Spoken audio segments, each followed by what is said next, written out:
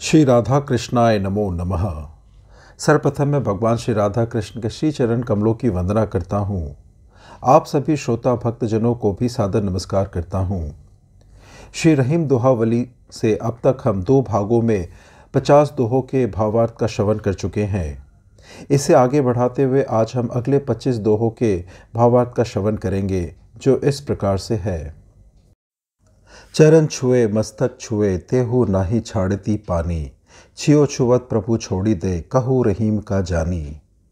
माया से मुक्ति पाने के लिए हमने प्रभु की सेवा उपासना की, मंदिर में जाकर भगवान के चनार विंदों को छुआ, वंदन पूजन एवं अर्चन सब कुछ किया, फिर भी माया हमारे पीछे पड़ी रही।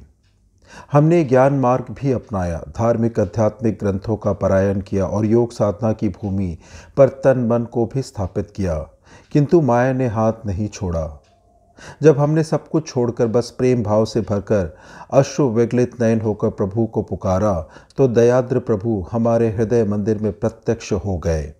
ऐसी आनंद घटना के घटते ही माया हमको छोड़कर न जाने कहाँ चली गई। चारा प्यारा जगत में छाला हित कर ले, जो रहीम आटा लगे त्यो मृदंग सुर देही। कौन भोजन नहीं चाहता, किसको भूख नहीं लगती। इस जगत में भोजन ही सर्वाधिक प्रिय है, जिसको यह काया प्रेम पूर्वक ग्रहण करती है। निर्जीव खाल से मंडित मृदंग के मुख पर आटे का लेप होता है, तभी वह मनोवांछित स्वर प्रदान करता है। कितने ही स्वाभिमानों, कितने ही आदर्शों और कितने ही जीवन मूल्यों को क्षुधा के सम्मुख विनत होते देखा जाता है। अन्नदाता जीविका के साधन देकर, ऊंचे ऊंचे पद देकर अथवा मान सम्मान देकर कितने ही सिद्धांतवादी लोगों को अपना दास बना लेते हैं और उनसे उचित अनुचित सब कुछ करा लेते हैं। चित्रकूट में रमी रहे रहीमन अवध नरेश, जा पर विपदा पड़त है सो आवत यही देश। तात्कालीन रीवा नरेश की दानवीरता को गौरवान्वित करते हुए कवि कहता है, हे महामहिम नरेश, आप उस दानवीर यशस्वी नृपति के वंशधर हैं, जिसके शासनकाल में, जिसकी शासन भूमि पर अयोध्या नरेश रामचंद्र ने अपने वनवास का प्रथम चरण आरंभ किया और चित्रकूट में तो रम ही गए। जिस व्यक्ति पर विपत्ति पड़ती है वह इस वंश के वर्तमान नृपति की शरण में विश्वास पूर्वक आ जाता है। छिमा बड़ेन को चाहिए छोटेन को उत्पात, का रहीम हरि को घटियो जो भृगु मारी लात। बड़े लोगों को क्षमाशील होना ही चाहिए, छोटे तो अज्ञानतावश उत्पात करते ही हैं। उनके उत्पात से बड़ों को बहुत कष्ट उठाना होता है। बड़ों को चाहिए कि वे छोटों को क्षमा कर दे। क्षमाशीलता की परीक्षार्थ महर्षि भृगु ने भगवान विष्णु के वक्षस्थल पर पात प्रहार किया तो वे बिल्कुल नहीं विचलित हुए। उल्टे उन्होंने प्रसन्न होकर महर्षि के चरण चिन्ह को सदा सदा के लिए अपने वक्ष देश पर अंकित कर उसे भृगु वल्लरी बना दिया। छोटे न सो सोहे बड़े, कही रहीम यह लेख, सहसन को है बंधियत ले दमरी की मेख। छोटा आदमी भी कम महत्वपूर्ण नहीं होता। किसी को क्षुद्र, नग्न, तुक्ष और व्यर्थ नहीं समझना चाहिए। समय और परिस्थिति छोटों को भी महत्वपूर्ण बना देती है। मानी हुई बात है कि छोटों से ही बड़ों की शोभा होती है। छोटे बड़ों के लिए पृष्ठभूमि होते हैं। पशु मेले में अश्व व्यापारी अपने हजारों के मोल वाले घोड़ों को दमड़ी में खरीदे गए खूंटे में बांधकर ही उन्हें विक्रय हेतु प्रस्तुत करता है। खूंटे से बंधा ऊर्ध्वमुखी अश्व लोगों के आकर्षण का केंद्र बन जाता है। लघुतम के प्रति महत्तम का उपेक्षा भाव निंदनीय है। समय दृष्टि परिवर्तन की मांग करता है ताकि लघु मानव की भी पहचान बने। जब लगी जीवन जगत में सुख दुख मिलन अगोट, रहे मन फूटे गोट ज्यों परत दुहिन सिर चोट। आदमी को अकेला पाकर अथवा उसे अलग थलग देखकर सारा दुख आक्रामक होकर उस पर टूट पड़ता है। इसलिए जब तक संसार में जीवित रहना है तब तक आपस में मिलजुल कर रहना चाहिए। साथ देखकर दुख आने का दुस्साहस नहीं करता। साथी का भाव ही दुख आने का रास्ता खोलता है। चौपड़ में बंधे जुग की गोट नहीं मारी जाती, किंतु जुग फूटते ही दोनों गोटे पिट जाती हैं। जब लगी विपुने न आपुनो, तब लगी मित्त न कोय, रहे मन अम्बुज अम्बु बिन रवि ताकर रिपु होए। धन है तो मित्र है, धन नहीं तो मित्र नहीं। जब तक तुम्हारे पास धन नहीं है तब तक तुम्हारा कोई मित्र नहीं। धन रहा तो मित्र रहे, धन गया तो मित्र गए। कमल का हितैषी दिवाकर जो भरे सरोवर के कमल को विकसित पुष्पित करता है, वही दिवाकर सरोवर के सूखते ही कुछ कम अहित नहीं करता, कमल को सूख जाने के लिए छोड़ देता है। मित्र के रुख बदलने की पीड़ा बड़ी मर्मकता होती है। मित्र तो वह होता है जो सुख दुख में सदा एक सा साथ रहता है। कमल और सूर्य की बराबरी में आकाश पाताल का अंतर है, अतः इसे मित्रता का नाम नहीं दिया जा सकता। श्री रहीम जी कहते हैं कि सूर्य के रुख बदलने पर कमल को दुखी नहीं होना चाहिए, क्योंकि सूर्य का स्वभाव ही तेजस्वी है, उससे शीतलता की आशा नहीं करनी चाहिए। जल ही मिलाए रहीम ज्यो, क्यों आपू सग छीर, अगवही आपू ही आप त्यो, सकल आँच की भीर। मनस्वी दूध पानी को सप्रेम अपना अंतरंग बना लेता है। पानी सहर्ष दूध में मिल जाता है, और जब दूध को आग पर चढ़ाया जाता है तो पानी आँच की सकल पीड़ा को स्वयं अंगीकार करते हुए दूध को पीछे ठेलकर सामने आ जाता है। पानी तब तक अपने मित्र दूध पर आँच नहीं आने देता जब तक वह स्वयं मिट नहीं जाता। यही है मित्रता, समर्पण भाव से भावित मैत्री। जहाँ गाठ तह रस नहीं, यह रहीम जग जोय, मंडप तर की गाठ में गाठ गाठ रस होए। संसार अच्छी तरह जानता है कि जहाँ गाठ होती है वहाँ रस नहीं होता। जहाँ संबंधों में दरार, अंतर, दुराव, छिपाव अथवा मानो मलिन होता है वहाँ आनंद नहीं होता। किंतु विवाह मंडप के नीचे परिणय ग्रंथियों की प्रत्येक ग्रंथि में रस ही रस होता है। रसवंती ईख रस से भरी होती है, पर उसकी गांठ गांठ में नीरसता विद्यमान रहती है। इस प्रकार रस प्रवाह अपना ऐश्वर्य खोए रहता है। ऐसे ही गांठ यदि प्रेम संबंधों में पड़ जाती है तो संबंध अपना माधुर्य खो देते हैं, रसधारा खंडित हो जाती है। यह गांठ छल, कपट एवं स्वार्थपरता की है। संबंधों में आशंका का प्रवेश वर्जित है। विवाह मंडप में बांधी जाने वाली गांठें प्रेम, विश्वास एवं समर्पण के संकल्प की गांठें होती हैं। जाल परे जल जात बही, तजी मीनन को मोह, रहीमन मछली नीर को, तौ न छाड़ती छोह। जाल पड़ने पर जल मछलियों का प्रेम ठुकरा कर बाहर चल देता है, और भीतर फंसी मछलियां प्रिय के वियोग में तड़प तड़प कर प्राण दे देती हैं। प्रेमिकाओं को इस बात से कोई मतलब नहीं कि उनका प्रिय उनके प्रति कैसा व्यवहार करता है। उन्हें अपने प्रिय की निष्ठुरता की कहाँ खबर रहती है। वे तो एकांत एकनिष्ठ साधिकाएं हैं। प्रिय भले ही उनके बिना रहे, वे उसके बिना जीवित नहीं रह सकती। जे गरीब सो हित करे, धनी रहीम वे लोग, कहाँ सुदामा बापुरो, कृष्ण मिताई जोग। धन्य है वे उदार संपन्न लोग जो गरीबों से प्रेम करते हैं और उन पर सदैव कृपा दृष्टि रखते हैं। वे सही अर्थों से में ही दीनबंधु दरिद्र नारायण होते हैं। बेचारे सुदामा क्या भगवान कृष्ण की मित्रता के योग्य थे? द्वारकाधीश ने इस निर्धन विप्र के साथ मित्रता का निर्वाह किया। सुदामा की सकल विपन्नता दूर हो गई। दीनबंधुता की सच्ची मानवता है। जे ही अचल दीपक दुर्यो, हन्यो सोता ही गात, रहीमन असमय के परे, मित्र शत्रु है जात। कुलवधु जिस संजवाती को अपने आंचल की ओट में ले जाकर दीवट पर रखाती है, उसी को वह सोने के समय अथवा प्रिय मिलन की वेला में अपने उसी आंचल से प्रेम पूर्वक बुझा देती है। समय समय की बात है। समय अच्छा तो मित्र अच्छा, समय बुरा तो मित्र बुरा और शत्रु हो गया। जे ही रहीम तन मन लियो, कियो हिय बिच मौन, तासो सुख दुख कहन की, रही बात अब कौन। जिसने हमारा तन मन ले लिया हो और हमारे हृदय को अपना भवन बना लिया हो, अब उससे अपना सुख दुख क्या कहना। अब कौन सी बात कहने को रह गई। अब तो अपना प्रिय कहीं दूर नहीं, वह तो सब कुछ देख रहा है। कोई बात उससे छिपी नहीं है। उसको जो कुछ करना होगा अपने आप करेगा। कहीं ऐसे व्यक्ति से कुछ कहा जाता है, अब तो हम उसके हो गए, अपना सब कुछ रहा ही नहीं, अपना योग क्षेम उसका हो गया। ताप संताप, अवसाद विषाद तथा शाप अभिशाप सब कुछ वही वहन करेगा। हम क्यों चिंता करें। ऐसी शरण पाकर भक्त सकल द्वंद्व से मुक्त हो जाता है। परम प्रिय की उपस्थिति की अनुभूति से व्यक्ति अधीन और वीर हो जाता है।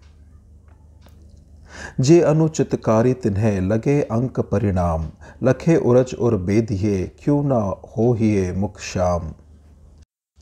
जो लोग अनुचित कार्य करते हैं उनको अवश्य कलंक लगता है। युवती के उन्नत उरोजों को देखते ही जो पुरुष काम पीड़ित हो जाता है उसका मुंह काला क्यों नहीं होगा। मोहक पयोधरों को देखकर उसे केवल प्रसन्न होना था, वह मिलन के लिए क्यों तड़पा। ये पीन पयोधर भी तो कुछ कम दुष्ट नहीं। इन पर दृष्टि भर डाली गई कि इन्होंने पुरुष के हृदय को बेध डाला। क्यों न इनका भी मुख श्याम हो। अन्याय का फल इनको भी मिलना चाहिए। थोड़ी सी गलती पर इतना बड़ा दंड।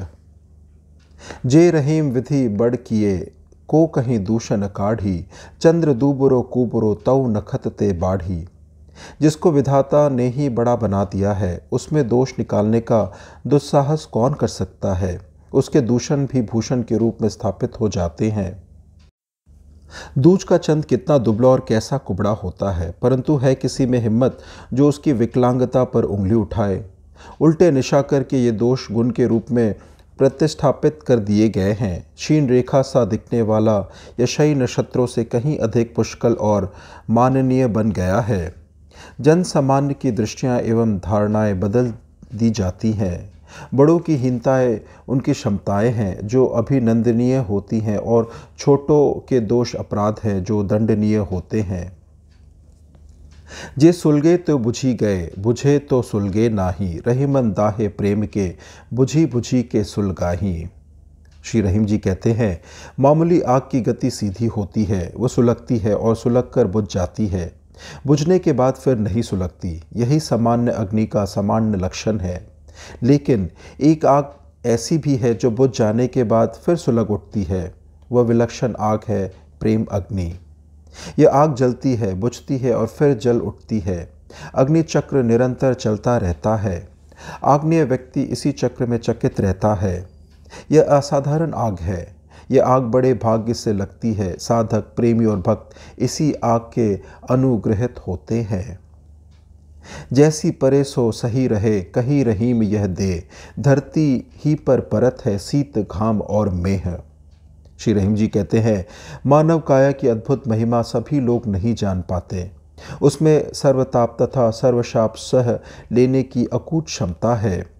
घात प्रहार सहने की गजब की शक्ति है उनमें। अनंत सिद्धियों से भरे अंतग्रह को कम ही लोग देख पाते हैं। देह को साधारण वृत्तिपंड मत समझो। इसमें ब्रह्मांड की विशिष्ट शक्तियां निहित हैं। इसमें सर्वभूमि की सहनशीलता और क्षमाशीलता जैसे महान मूल्य विद्यमान है। शीत, ताप और आवृष्टि के दुर्धर्ष प्रहार सहने वाली धरती के समान यह भी सब कुछ सह जाती है। ऐसा अनमोल जादू भरा वरदान पाकर भी उद्विग्न, अशांत और व्याकुल हो रहे हो। घबराकर इधर उधर मत बहो।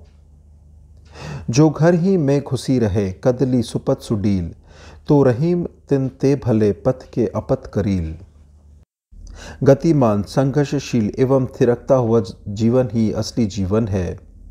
हरे भरे लंबे चौड़े तथा सुंदर सुकुमार पत्तों वाले सुडौल स्वरूप केले घर आंगन में घुसे पड़े रहते हैं। इनसे कहीं अच्छे हैं वे निपत्ते फूले कांटों भरे बेडौल बेरूप रास्तों के करील, जो यात्राओं अभियानों का अभिनंदन करते हैं और जितना बन पड़ता है राहत देते हैं। उज्जड़ मैदान में खड़े खुले आसमान के नीचे वे करील मौसम बेमौसम से टकराते तो हैं, पंच तत्वों की विकरालताओं से भिड़ते तो हैं। वे अपने ढंग से जीते हैं, किसी का अवलंबन नहीं लेते। यदि वे बहुत अधिकार उपकार नहीं कर पाते तो किसी से उपकृत भी नहीं होते। जो पुरुषारत ते कहूँ संपत्ति मिलत रहीम, पेट लागी बैराट घर तपत रसोई भीम। कभी कभी जीवन पर प्रारब्ध का पूर्ण नियंत्रण होता है। कहा जाता है कि पुरुषार्थ से ही संपत्ति समृद्धि प्राप्त होती है, लेकिन देखा यह जाता है कि पुरुष कभी कभी बंदी नरेश की भांति नियति के समक्ष आत्मसमर्पण कर देता है। यदि पुरुषार्थ से ही कहीं संपत्ति मिलती तो फिर भीम जैसे बलवान को अपने पेट की खातिर अज्ञातवास की अवधि में महाराज विराट के यहाँ रसोइया बनकर ना रहना पड़ता। जीवन के कठिन दौर से गुजरता हुआ रहीम यदि कहीं निराश हो गया और उसकी आस्था हिल गई, तो ऐसे में उसे नियति नट्टी के संकेत पर नाचता हुआ भीम दिखाई पड़ता है।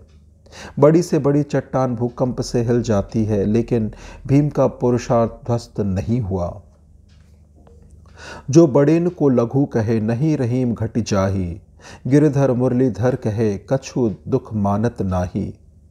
छोटी सी बात को गांठ बांध लेना और उस बात को प्रतिष्ठा का विषय बना लेना कौन सा बड़प्पन है। बड़ा हर हालत में बड़ा ही रहता है, छोटा कहने से वह छोटा नहीं हो जाता।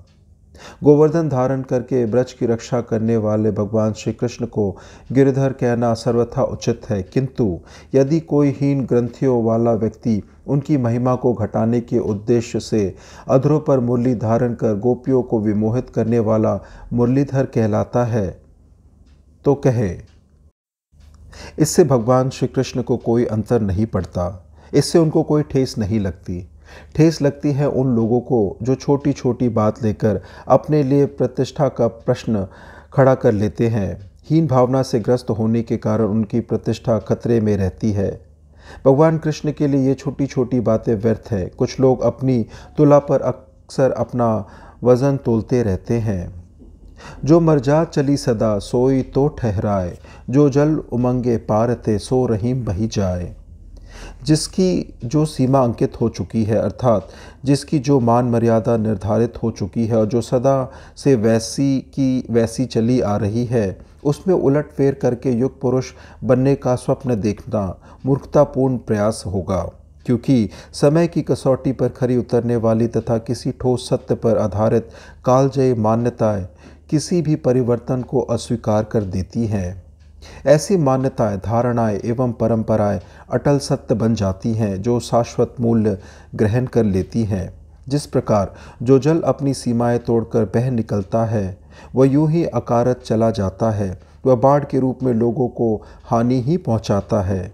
श्री रहीम जी कहते हैं कि मनुष्य को अपनी सीमा का ध्यान रखकर उसी में रहना चाहिए। जो रहीम उत्तम प्रकृति का करी सकत कुसंग, चंदन विश्व व्यापत नहीं लपटे रहत भुजंग। सत्पुरुषों पर कुसंगति का कोई प्रभाव नहीं पड़ता। जिसका स्वभाव उत्तम है, कुसंगति उसका क्या कर सकती है। कवि प्रसिद्धि है कि चंदन के वृक्षों पर विषधर सर्प लिपटे रहते हैं, किंतु विष का प्रभाव उन पर नहीं पड़ता। सत्पुरुषों की इच्छा शक्ति इतनी सबल होती है कि कुसंग के विकार उनको विकृत नहीं कर पाते। वे किसी विकृति से प्रभावित नहीं होते, किंतु दुर्गुणों को निस्तेज करने की क्षमता सर्वसाधारण में नहीं होती। वहाँ कुसंगति धीरे धीरे अपना स्थान बना लेती है। जो रहीम ओछो बढ़े तो अति ही इतराए, प्यादे सो फर्जी भयो टेढ़ो टेढ़ो जाए। श्री रहीम जी कहते हैं, ओछे का ओछापन कभी नहीं जाता। ओछा व्यक्ति जैसे जैसे बढ़ता है, उसका ओछापन भी वैसे वैसे बढ़ता जाता है। वह जो जो उन्नति करता है, त्यों तो अधिक इतराता है। शतरंज में प्यादा फर्जी या वजीर होते ही टेढ़ी चाल चलने लगता है। इसके विपरीत सज्जन का हर एक पदोन्नति सोपान उसकी सज्जनता को अत्यधिक विनम्र बना देता है। वो और भी अधिक सरल हो जाता है। जो रहीम करिबो हुतो ब्रज को यही हवाल, तो काहे कर पर धरियो गोवर्धन गोपाल। भावभीनी विदाई देते हुए कोई गोपी हृदय विगलित उद्धव से कहती है, मथुरा जाकर हमारे प्राणाधार से कहना कि हे गोपाल, तुम्हें ब्रज की यही दशा करनी थी, हम सबको ऐसे ही छोड़कर चले जाना था, तो फिर उंगली पर गोवर्धन धारण कर प्रलय वृष्टि से व्रज को बचाया ही क्यों, डूब जाने दिया होता, सारा बखेड़ा ही मिट जाता। जो रहीम गति दीप की कुल कपूत गति सोए, बारो उजियारो लगे बढ़े अंधेरो होए। जो अवस्था दिए की होती है, वही अवस्था कुपुत्र की होती है। दिया जलाने पर उजाला फैल जाता है और बुझा देने पर अंधेरा छा जाता है। इसी प्रकार भावी कुपुत्र बालपन में घर को आशा से अलौकिक और आनंद से प्रकाशित कर देता है, लेकिन बड़ा होने पर अपने दुष्कृत्य से घर को अपयश एवं निराशा के अंधकार से भर देता है।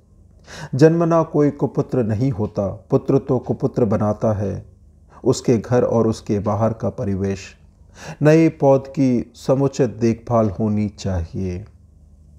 इस प्रकार से श्री रहीम दोहावली से आज के दोहों के भावार्थ की संपन्नता होती है।